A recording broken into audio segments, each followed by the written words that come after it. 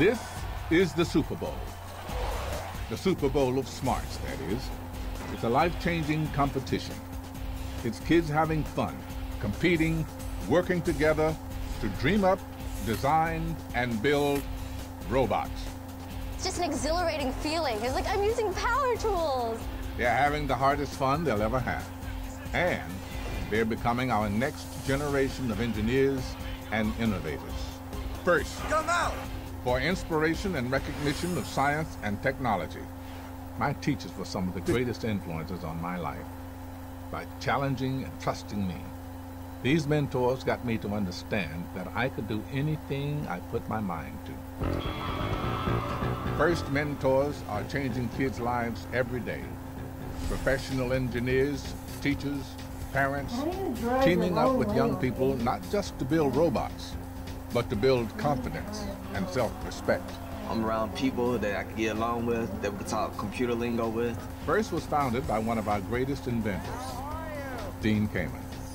Dean saw that kids mostly look up to sports heroes and movie stars. So we said, if we've got a culture now that's obsessed with sports and entertainment, let's inspire these kids to be big thinkers the same way Shaquille O'Neal can inspire them to spend dozens of hours a week bouncing a ball.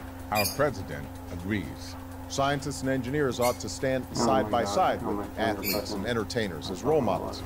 And here at the White House, we're going to lead by example. We're going to show young people how cool science can be. 250,000 kids aged 6 to 18 compete at all different levels. In 2 FRC Lego Leagues, the FRC Tech Challenge. Then at the high school level, the FRC Robotics competition. The only difference between this sport and all the others is every kid on our teams can turn pro. There's a job out there for every one of these kids. Students who take part in FRC are 50% more likely to go to college and twice as likely to major in science or engineering. I definitely know that I want to pursue engineering. Once they've tasted what the power of knowledge is, that it can be fun and rewarding, they won't go back. There's no doubt FRC works. 10 or 15 or 20 years from today, some kid in those stands will have cured Alzheimer's or AIDS or cancer or built an engine that doesn't pollute. Look at these kids. They're the future. I feel like I can go and do anything I want to do because of this program.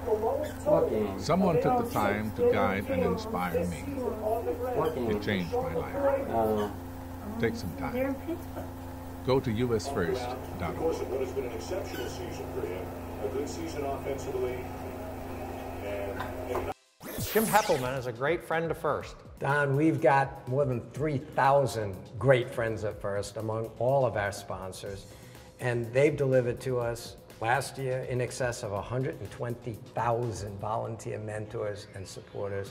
What makes FRC work is this incredible community of passionate technology companies, teachers, parents. It's unbelievable. Could you ever have envisioned that in the beginning? How'd you get from then to now? In that first kickoff, I had a slide that said gracious professionalism.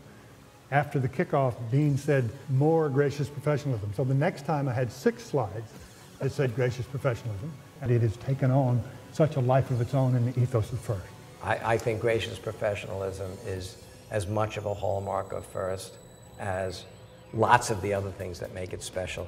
We're really not building robots here. We're building character. We're building self-respect. We're building relationships between kids and the superstars of the real world. We've come a long way.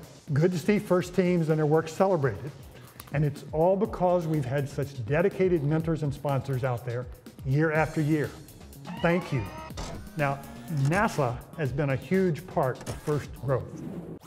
Hello, I'm John Grunsfeld, the head of science at NASA and a 5-time flown shuttle astronaut. I'm talking to you from the surface of Mars. Well, okay, not really, but one day perhaps you will be exploring Mars and it will look something like this. In fact, behind me is Gale Crater on the Martian surface, as seen by the Curiosity rover, a robotic explorer currently on Mars. Teamwork and robotics will be the key to success for a future human mission to Mars. What you're doing will help NASA get there. I congratulate all of you for participating in this year's first robotics competition. But this is more than a game. This experience highlights what you will do in your careers. Experience in this competition is similar in many ways in how we design, build, and test NASA robots. Engineering design, testing some more, real deadlines, and of course working in teams is vital. Creating something like the Mars rovers or the Robonaut humanoid robot currently flying on the International Space Station takes the same kind of ingenuity and creative problem solving as your work crafting the robots to face this year's challenge. NASA looks forward to seeing the innovative solutions you develop and seeing how your solutions might help or inspire development of our future spacecraft, and yes, a future human mission to the Red Planet. Good luck, and above all, have fun. And I'd once again like to personally thank one of our great long-term sponsors and supporters, NASA. This year, again, they're broadcasting to 92 kickoff locations this event and throughout the season and at our championships. We've counted on NASA for inspiration, excitement, support, mentors for nearly 2 decades now. And I hope in the future you'll continue to give us the kind of support you've given us all along. By the way, speaking of kickoffs, we kicked off another event this year. 5 first robots cut the ribbon on the world's most famous parade, the Thanksgiving Day Parade sponsored by Macy's in New York. And the goal, of course, is to make FIRST part of everything we do in our culture. That's right. FIRST is out there changing lives. You know, just one example, this great new movement has started in the United States called the Maker Movement. And it's really important. It's related to what FIRST does. And a former FIRSTer, Dr. Dawn Wendell, has now become part of the admissions office at MIT. And because of a lot of her effort, when you apply to MIT, you can put some of your accomplishments, images, videos of the things that you've built into your application. That's very different than it was 20 years ago. Colleges are not looking for just scores, they're looking for evidence that you can really do things. And here's an example of how FIRST changes lives. This year, over 160 university partners are providing more than $18 million of FIRST-related scholarships. Let's hear from some recipients. And all of you, remember, apply, apply, apply. Hey, I'm Sarah. I'm Pascal. And I'm Sophia. And we're all FIRST scholarship recipients. We are here at the UNH Emerging Technology Center in the historic Pandora Mill building. It's a resource for students, local businesses, and academics to experiment together on real-world projects. I'm an alum of Whitney High School Robotics in Southern California. I'm using my FIRST scholarship to go to the University of California, Berkeley this year, and there's no reason you shouldn't try to do the same. One of my team mentors found out about the FIRST scholarships program for us. Our mentors teach us so much more than robotics. The skills I gained fundraising and grant writing for my robotics teams really helped me when it came time to work on those applications. I was on Team 4266, New Oxford Robotics. One of my mentors also pointed me to the FIRST Scholarships website at usfirst.org/scholarships. I was surprised to find opportunities that were not just for engineering majors. My scholarship is making it possible for me to major in biology and political science at Wake Forest. I'm from Team 1425, Error Code 0 in Oregon, and I'm at University of Washington thanks to a Bart Kamen Memorial FIRST Scholarship. I didn't think I had any business applying for a robotics-related scholarship. The competition would be so tough, but I'm really glad that I did. I know kids on my team who didn't apply for opportunities I'm sure they deserve to win. The most recent National Post-Secondary AIDS Study estimated that almost $3 billion in scholarship money, you know, the kind you don't have to pay back, was awarded to over 1 million people in a single year. Being a FIRSTer can make it a lot easier to qualify for some help. You have to check out the FIRST Scholarship page at usfirst.org/scholarships. You'll find almost 900 scholarship opportunities from over 165 different providers.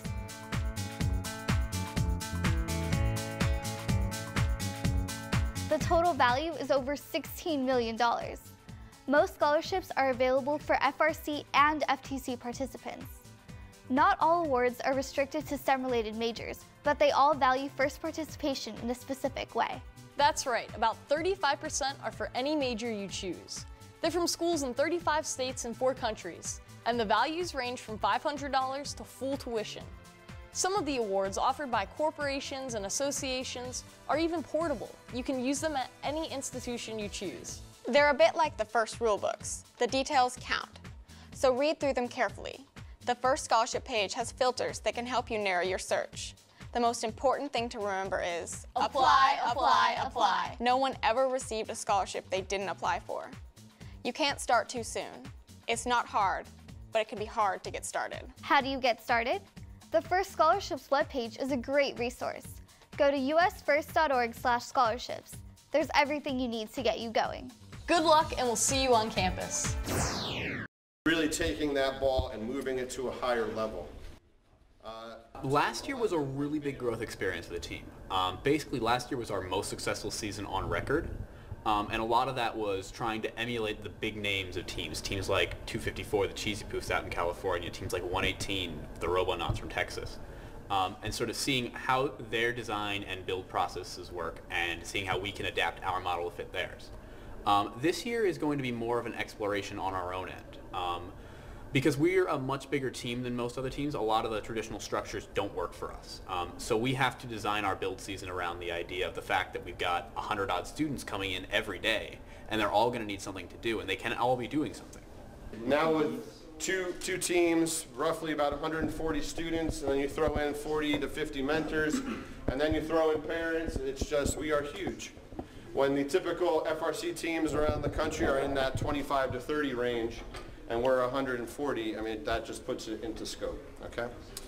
Well, last year, our whole team got restructured, so we have a new, completely separate design phase where we have a team of students that CAD out the entire robot, and then that goes to the mechanical team that actually manufactures everything.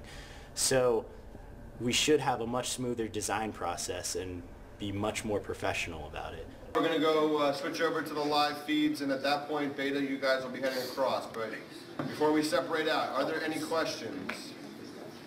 No questions. Welcome to the 2014 FIRST Robotics Competition, and this year's game, Aerial Assist. Aerial Assist is played on an approximately 25 by 54 foot field. Alliances of 3 teams each operate their robots from behind alliance walls at the ends of the field. 2 large scoring goals are located at the top of each alliance wall above the driver stations. 2 smaller scoring goals are at the lower corners of the alliance wall. The center of the field is spanned by the truss, which is approximately 5 feet above the floor. The field is segmented into 3 equal-sized zones, red, white, and blue. Additional goalie zones are at the ends of the field, between the pairs of low goals. Aerial Assist is played with 2-foot diameter exercise balls, colored red and blue to match the corresponding alliance. The objective of Aerial Assist is for teams on an alliance to work together to advance the ball down the field and score into their alliance goals at the far end of the field. A ball scored in a low goal earns 1 point. A ball scored in a high goal earns 10 points. Robots that assist their alliance when scoring will earn big bonuses. The match begins with each robot starting in the white zone or a goalie zone. Each robot can be preloaded with 1 game ball. A 10-second autonomous period starts the match. During this period, robots use pre-programmed instructions. Each ball scored during the autonomous period earns a 5-point bonus. 1 set of goals will be lit up and hot during each half of the autonomous period. Each ball scored in a hot goal gets an extra 5-point bonus. And every robot that moves from the center white zone into their own zone during autonomous gets another 5-point bonus. At the end of this period, human drivers step forward to take the controls. As the teleoperated period starts, teams command their robots to score as quickly as possible. A scoring cycle starts as a human player transfers a ball onto the field. Robots can just take the ball and run directly to the other end of the field to earn the basic goal score. But receiving assistance from your partners in moving the ball down the field will add bonus points. Throwing the ball over the truss on the way to a score will add a 10-point bonus. and having your alliance partner catch the toss will add another 10 points. Of course, robots will have to be built robustly to avoid damage from falling balls. Meanwhile, one robot in the goalie zone can extend upwards to block shots and defend the goals. Alliances try to score as many points as they can during the 2.5-minute match. Good luck, and we'll see you at the competitions. The difference between taking courses and being in FIRST is that you get applied, it's all application, it's all applied sciences. And so you stand around people who do this for a living. And that's the best way to learn things, is just to dive into the deep end of the pool, as we say, and then learn how to swim with this.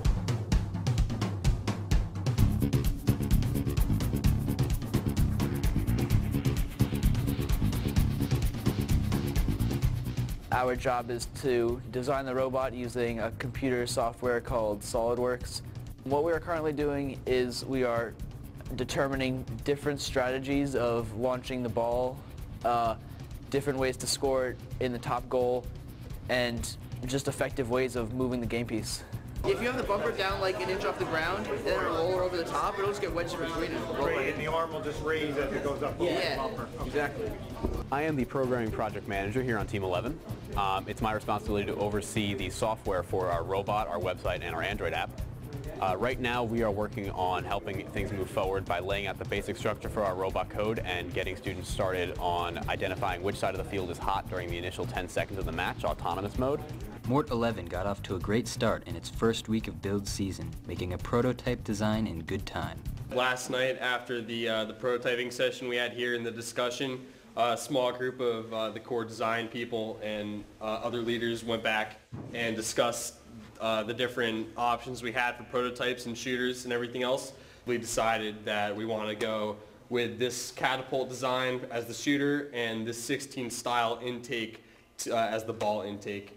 And we also want to take kind of what like Cameron's group was showing yesterday, except a smaller extent for a catcher, and we're going to attach 2 wing type catchers onto the side that can be deployed out and expand the effective catching range for our machine. And we also are going to put we're going to try different types of foam and other types of memory foam materials that will dampen the blow of the ball when it falls to try to help optimize catching. So those are the different parts that we want to continue to work on. We're incredibly satisfied with how well this prototyping phase 1 went.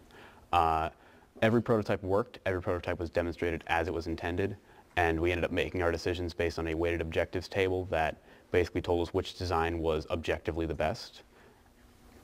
This is looking to be a great season. Think about defending, and we're putting a camera on here. If the camera tells us the appropriate distance, you just drive toward the goal, and the camera could say, by the time at this speed, by the time this thing gets down and up, that ball is right where we want it.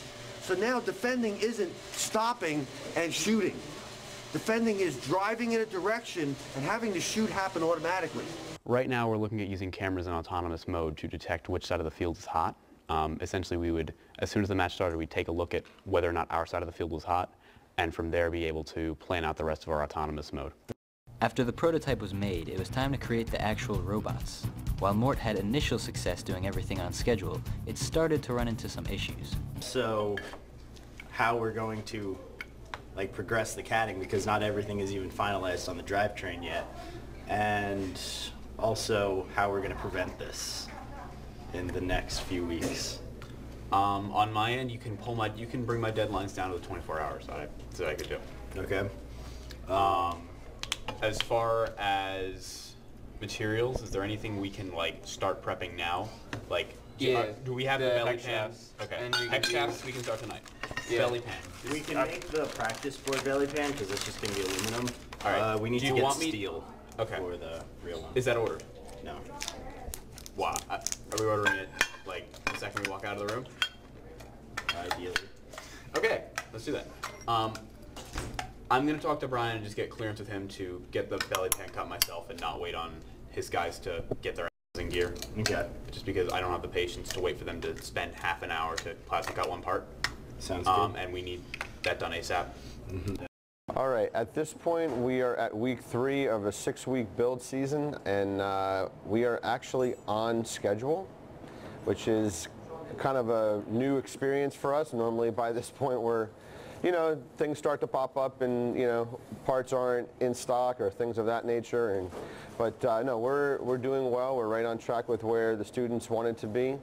And we should, you know, if things continue this path, we should be able to have our practice bot rolling by next weekend and then our final bot by the end of week 6. The material for the gussets isn't going to come in until Tuesday or Wednesday probably. So by then we'll be able to cut it, and then we can actually start assembling robots Wednesday or Thursday. For those of us who weren't here when you ordered material to assemble gussets, what's going on with that? Like, what did you order? 0.090 aluminum. Okay, thanks for telling me that. You're welcome. Once kickoff started, I instantly just started, like, ever since then I've been thinking of robot designs nonstop. And the night after kickoff, I actually stayed up until about 3 o'clock in the morning trying different designs. And I went to sleep and slept for about 2 hours, and I dreamed about robots. Over weeks 4 and 5 of build season, snowstorms stopped MORT 11 from accessing the school to work on the robot. Only a few members could make it to the school each day, and stress about meeting deadlines built up. But MORT members worked hard over the arduous final 3 weeks, and by week 6, the robot was almost complete. There are always like road bumps that get in the way, but for this year, everything has largely gone to plan. That's like, I think probably mostly contributed to our CADing of the entire robot beforehand and having a good game plan laid out at the beginning. The toughest part is always, I would say, like the relationships between the team members, keeping everyone like friends and working together, because that's really like the core of getting everything to work, is the teamwork and the communication. That's always the hardest to maintain. After putting the finishing touches to the robot, the driving team was ready to test it at MORT's warehouse, where they have a practice arena. Today, we're hoping to work out the initial few bugs both in my code and in the robot. And basically that means that the driver's going to take it for a spin. They're going to tell me that it doesn't work right, and I'm going to fix whatever doesn't work right, give it back to them 10 minutes later, and repeat the process until we leave. Be a potential issue. Yeah. Wujay, can that not happen right now? I really need to do things. Like, get that ball out of there. And beware, because like I've got no control over that right now, and that's all kinds of tension. Actually, probably should get rid of that before we go. Put a ball in there. Yeah, we don't think it can like mechanically go any lower at the moment and stop. So we're going to tighten the string. I should have not said anything and let you keep f***ing around with it. Just for that stupid. Next time something mechanically doesn't work, I'm going to let Will continue to think that it's his problem. Nobody let Will talk to other teams, please. Oh, I'm great with other teams. Staying in the pit, locked away. I'm great with other teams. Someone comes to our pit who just like shoved Will into this little closet. We're like, I'm so sorry about that. What did he say to you?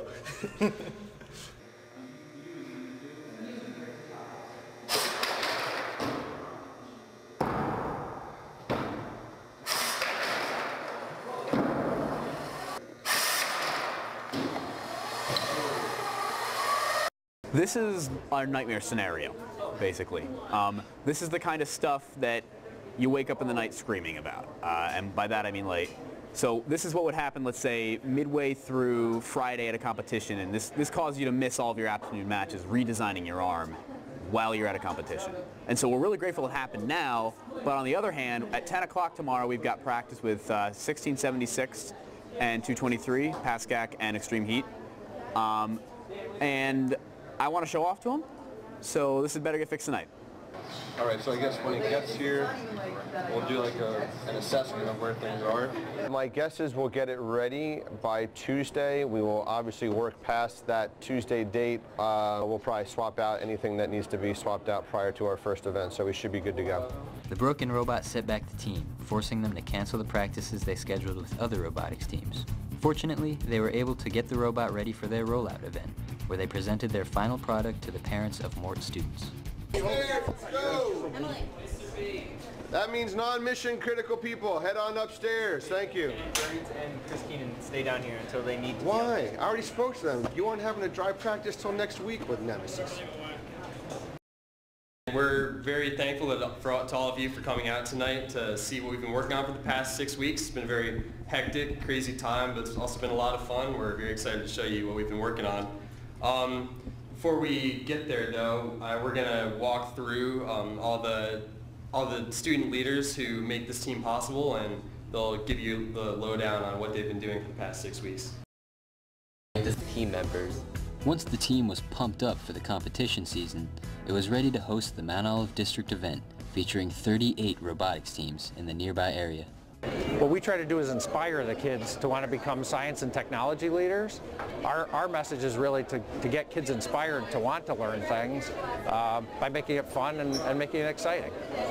It's one of the most important things that we do for our youth in this community is having the high school offer this program. It affects every single aspect of education, from, as you said, community involvement to corporate relationships between the high school and the students, to engineering, to team building, and I know that Mount Olive's team is perhaps one of the finest programs in the country. The team confidently sent the robot out to its first match, but they were not prepared for the error that they encountered. We had a issue with our code that didn't allow us to effectively communicate with the field, so therefore it kind of left us out there as a dead bot. But the issue appears to be corrected, and we're basically rolling out for match 2, and we'll see if we got it all ironed out. So fingers are crossed. I made a stupid little mistake and it hit us. I removed code to make it drive in teleop because I wanted to see it in zero autonomous. I made it not in zero autonomous anymore, and then I forgot to bring it back in. So it's fixed now, but I feel like it is. Will and his pit team were able to fix the coding of the robot. Sure enough, once the problem was dealt with, MORT 11 was back on track.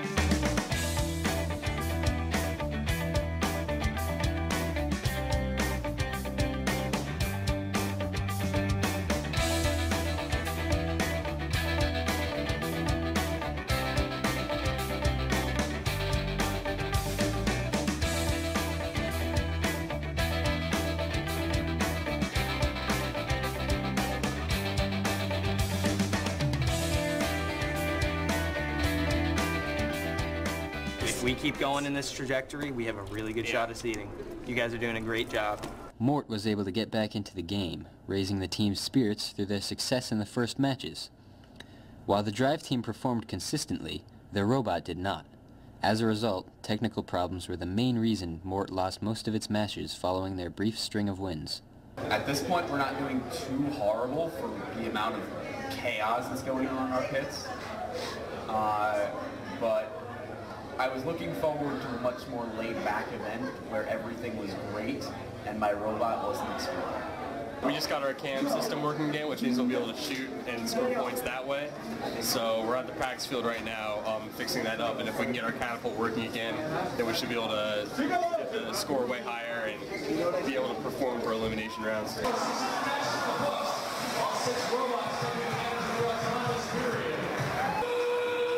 30 seconds left in the match. 42 to 1. 5, 4, 3, 2,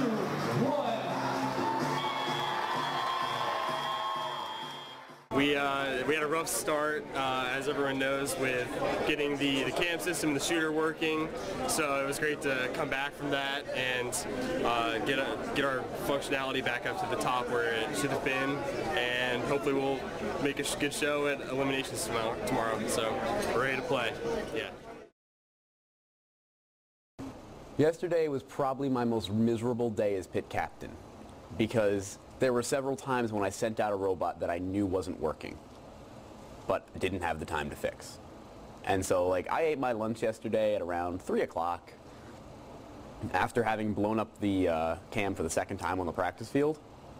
and just known that it was going to come back in about 20, 30 minutes, and I was going to have to repeat the 1 hour process that it took to get the thing off in the morning again. And the second time it didn't take as long. It only took 30 minutes, but it was still sad and miserable, and me and John Sweeney cried into our Gatorades and mac and cheese. While the pit crew fixed the robot, the scout team was working on finding other robots to join in the elimination rounds. So the rules for alliance pickings is the top 8 seeded teams are alliance captains, and they can pick either another seeded team or they can pick a non-seeded team. If you're a team that's not an alliance captain, you're basically forced to say yes, because if you say no, then you can't. MORT 11 proved to be a good draft choice, for they were chosen by the second seeded team. During elims, it's more, it's like everybody understands, okay, we're going to be the scoring robot, you're going to be the trusting robot, so it just kind of makes it really easy to strategize. You have to figure out who's getting the Auton balls after they miss, stuff like that. After strategizing with their alliance partners, MORT was ready to play in the quarterfinals. It takes 2 out of 3 wins against another team to move on.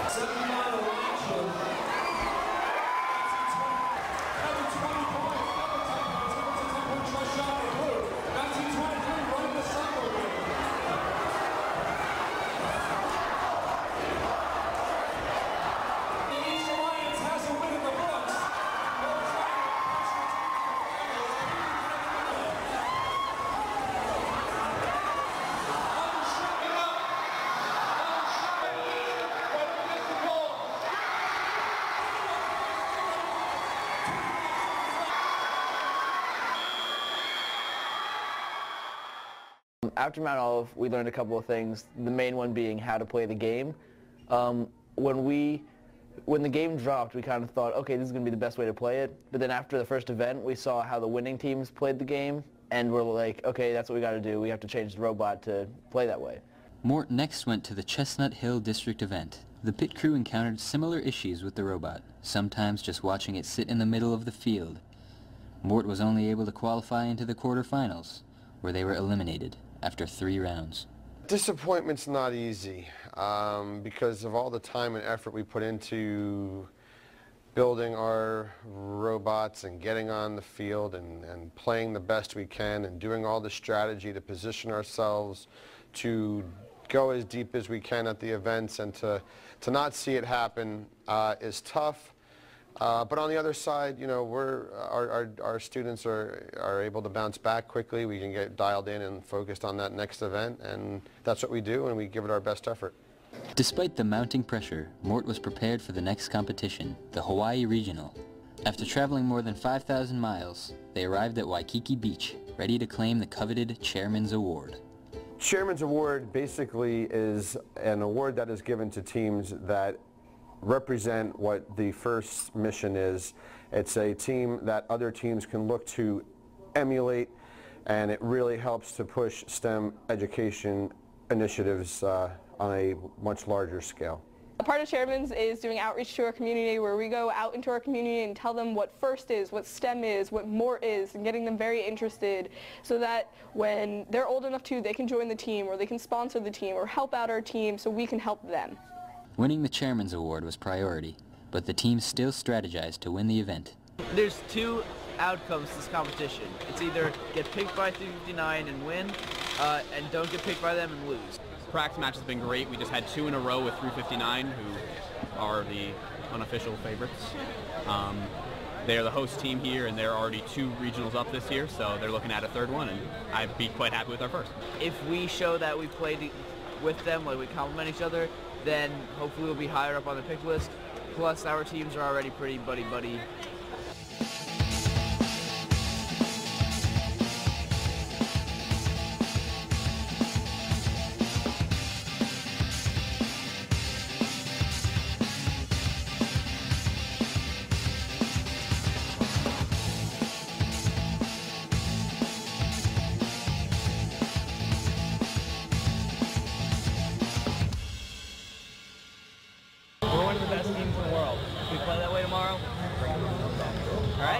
Everybody hands in. Go Mort on 3. 1, 2, 3, go Mort! Oh, it feels like a winner. This robot is definitely at the point where I think it can win most events. We just have to get some good luck tomorrow and work well with our partners, and I think we have a good shot. All right, here is the big moment, the first pick of the draft. Who is your selection? Team 368, proudly sponsored by the... Competed well, winning the first quarterfinals match and losing by a close margin in the next one. The tiebreaker game would have been won, but Mort experienced technical difficulties. And the thing is, we could have gone further. The battery leads were not plugged in all the way. The first big hit we took, they popped out. It's a big, heavy connector that takes a lot of strength to put in. And normally the rule is that pit crew does it because drive team can't be trusted. And that didn't happen, and we got burned.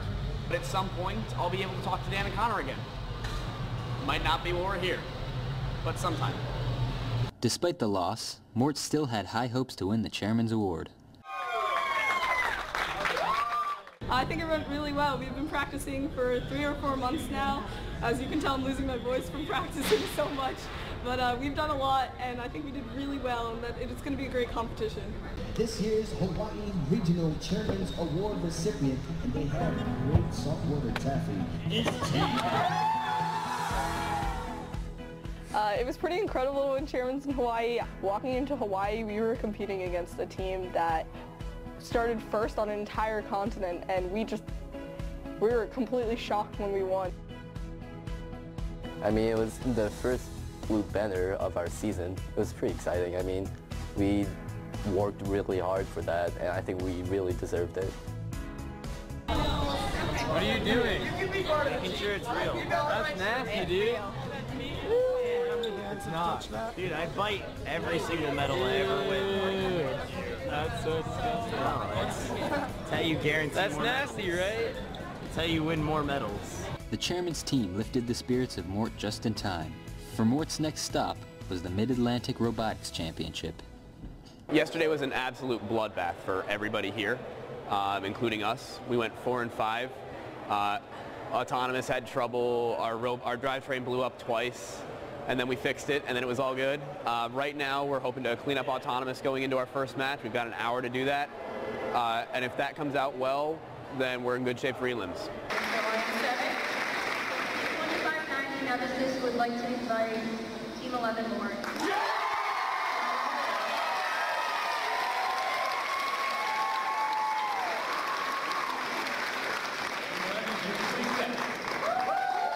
We're super excited. It's awesome. We love Nemesis. We haven't been fortunate enough to play with them this season, but we're great friends with them. We've practiced a lot with them. We know how they work. We know how we work together. And so it's a great feeling. Also, our third robot, 341, Team Daisy, they're also a great team. I think we'll have a great dynamic between us to win. Very exciting program matches.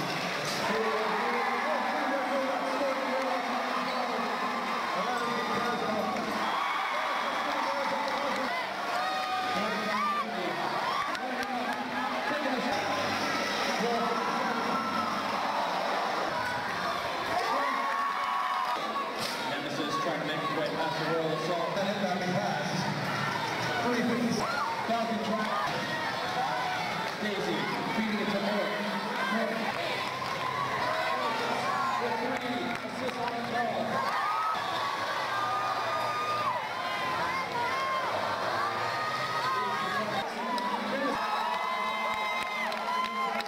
Mort's Alliance dominated the event, but Mort's all-underclassmen team, Mort Beta, did as well.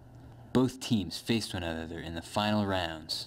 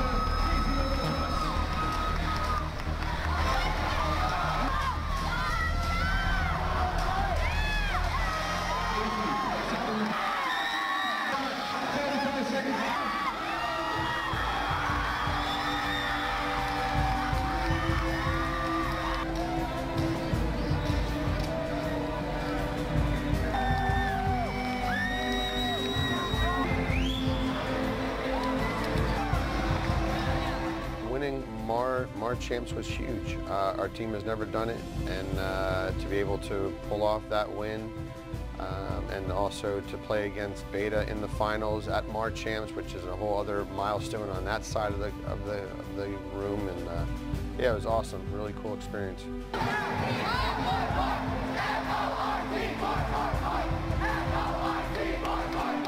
Winning Chairman's Award and MORT Champs sent MORT, along with the successful Beta team, to St. Louis for the first championships. I'd like to invite to be your alliance partner. Team 254 would like to invite Team 469 to form an alliance. 135 and Team 1241 would like to invite Team 11 to join our alliance. There was 4 different teams for eliminations, and with the subbing, you can sub one team out at a time because there's only 3 that play at once, obviously. And there was some trouble agreeing on who should be subbed out, and there was some trouble working together with our alliance partners. Team 11 graciously accepts. Making the best of their situation, MORT went into the quarterfinal rounds. It's immediately an autonomous action. 1 high goal, 2 high goals for blue. Cyberdome's quickly acquiring that red autonomous ball. We just did us 1241 and 135. We thought, okay, we'll inbound 1241 trusses, 135 finishes. But we fried a breaker from getting a pushing match. But that's like a 3-second fix. You freeze it and you put it back on, it's fine. So they subbed us out, and ironically we won. I don't know how that happened. But then, then after that, on a 3rd match, they subbed us back in, and 1241 missed like 4 trusses. Robotics has kind of been like my home for the past 4 years. Like coming into high school, I really didn't have a plan for my life, and I was honestly kind of a bum. And then just because I took like robotics class, because I wanted to play with Legos, and because Will Marshall was on my bus, I joined robotics, and it pretty much changed who I was completely. I joined MORT 4 years ago. I've been on the team all 4 years. I didn't travel my first year, but that was a big mistake. I chose to play lacrosse, and I love lacrosse. I've always liked that sport, but I regretted my decision because this team is honestly like a family to me. Yesterday when we got on the bus, even though we lost, I wasn't crying because we lost. I'm crying because you guys are all my family and I love you so much. And I wouldn't trade you for the world. And don't ever think that you can't. Because honestly, the sky's the limit with us. We've got the resources to do what we need to do. We've got more than enough manpower. All we need is the opportunity and the willingness and the, I don't want to say ability, but the ability. The ability to look at a problem and find solutions that work. And all of you underclassmen, you guys have it. MORT, having students being a part of MORT is, I've seen it in past years and I see it again this year. It really is a stepping stone for what they look to do post-high school. I've seen many of our students go on to have awesome careers in STEM, all different areas, whether it's comp sci or electrical engineering, mechanical engineering, biomedical. I mean, it really just, it gets the students ready with the life skills needed to do well at that next chapter.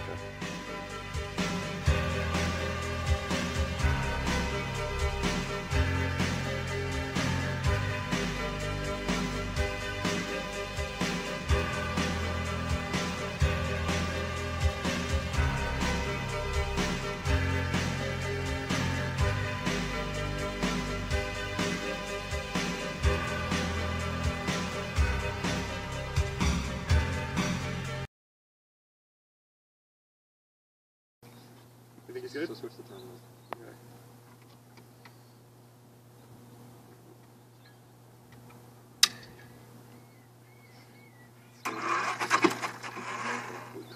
The thing is also not going to be starting from rest. It'll be starting from the top. And you're going to get a lot of spin then coming back around. Okay, so you want to try and shift this down then and move the, like... What do you mean? So it's on the end? It's not that precise of a machine. Ready? There it is. Oh, nice.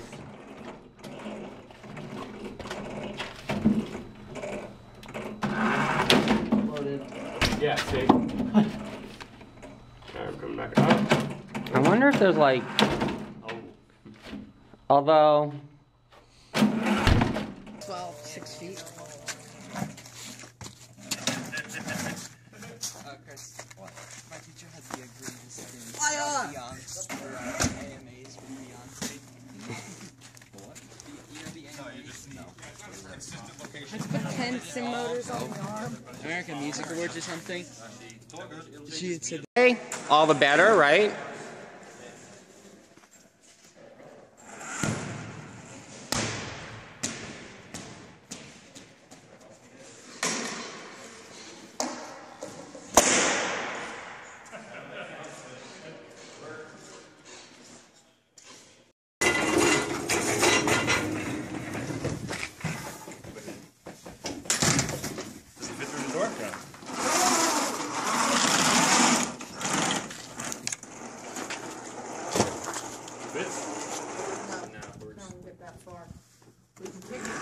Oh, wait, that's what you did. Okay. What?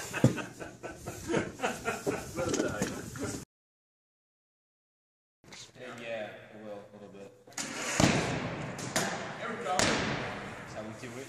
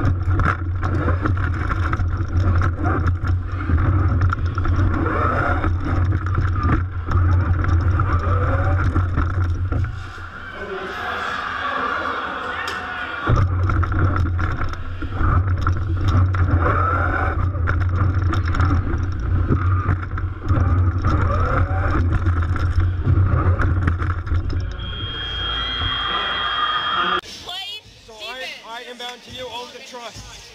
Right? Yes. Are we going to trust or do? There's going to be a 2-on-1 everywhere.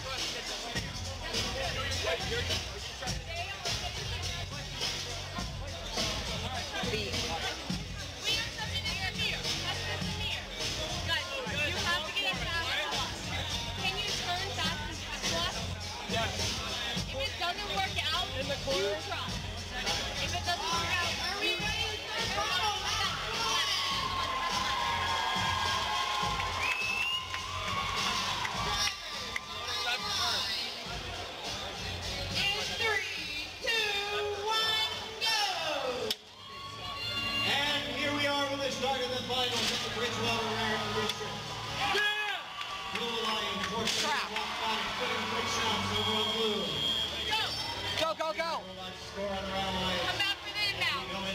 side. They're giving it to us. Okay, never mind. Underneath the red goal, Mort Beta takes the inbound. Little bit of room to say, I think they get a first hold of that. 3-6 getting ready to play straight defense. You're going to get it from here. 33-14 Mechanical Mustangs all by themselves. Okay, you guys come get it. You guys come get it. Guys, come over here. Come get it. Don't get the ball. Meanwhile, 1089 Team Mercury trying to get over that. Trust.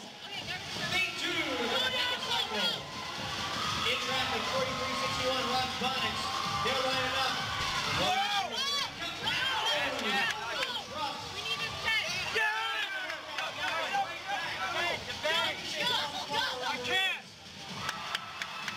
Working up into the high goal with a minute 30 remaining. 1089 Mercury putting in a low goal for the Red Alliance. Go to the other side! Both teams ready to get another cycle. Nice drop, good drop. Roxbotix having 2-on-1. But they're pushing their own way. Mercury with an elegant shot over the truck. Meanwhile, Mort Beta takes it back and down. As the Mechanical Mustangs bring back up against the red.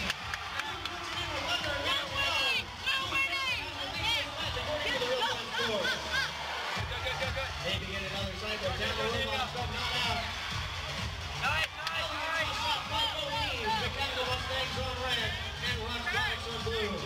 Defense! Grabs the inbound for the Red Alliance. But 43-61 Roxbotix out of trouble. We've got a red foul underneath the blue hole. See what that's about after the end of the match. With 30 seconds remaining. Red Alliance are in the local. High. 18 seconds remaining. Trust me, stand up there! Over the trust. It's good for 33-14 Mechanical Mustangs. 43-61 just off the net. Last one they can put it in. 4, 3, 2, 1.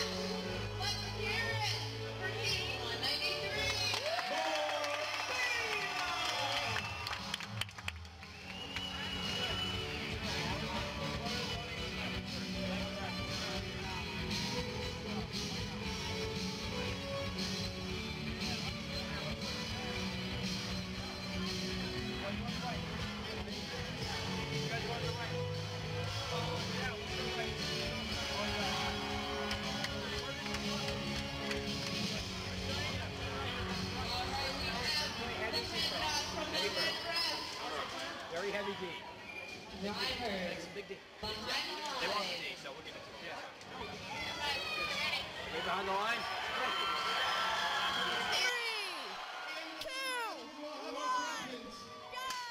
At the end of this match, we will have our champions. Roxbotix putting it in. All 3 scored for blue. 2 out of 3 scored for red. Give them the D. Blue Alliance up by 14 points. Here we go. 140 seconds of controlled chaos. Team Spike getting the inbound pass. 193 trying to cut off Mechanical Mustangs right from the get-go. Spike trussing for blue. Mort Beta corralling it. Roxbotix with Mighty Mosner. Press it up against Mechanical Mustangs. Mustangs trussing. Beta scoring up top for Blue. Blue Alliance looking to start their new cycle. 293. Ball in their control. Up. Over. Good for a truss. Miracle Workers trying to do the same thing for Red.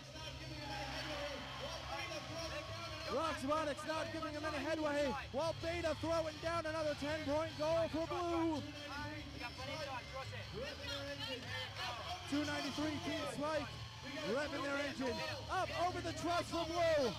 We got a 3-assist ball. Mercury trying to score in the low goal. Getting it done, drawing closer. We are 60 seconds away. Mechanical Mustangs, trussing for Red. MORT Beta trying to score for Blue. That could be the opening the Red Alliance needs to get back in the match.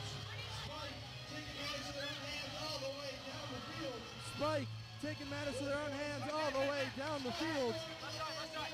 With 40 seconds left. Spike scoring in the low goal for Blue. Roxbotix picking it up. Kapow! Over the truss. 365 scoring down low for Red. We're down to 24 seconds left. MORT Beta looking to score. Beta scoring on top. Everyone count down the final 10. 10, 9, 8, 7, 6, 5, 4, 3, 2, 1.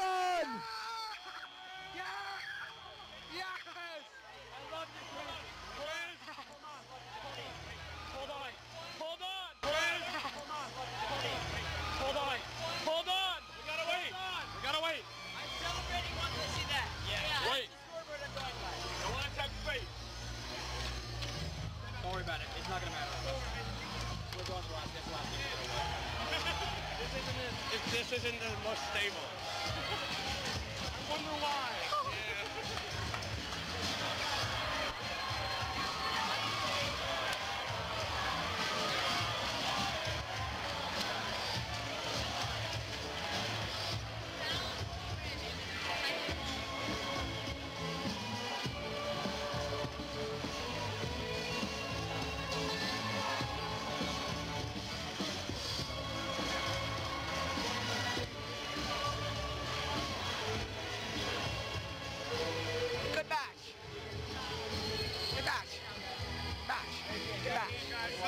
Good game.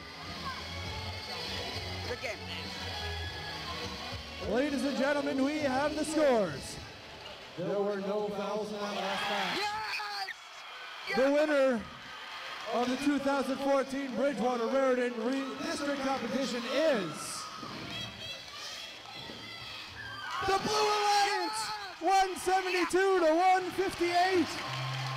Your champions, Alliance captain 293, 193, and 4361.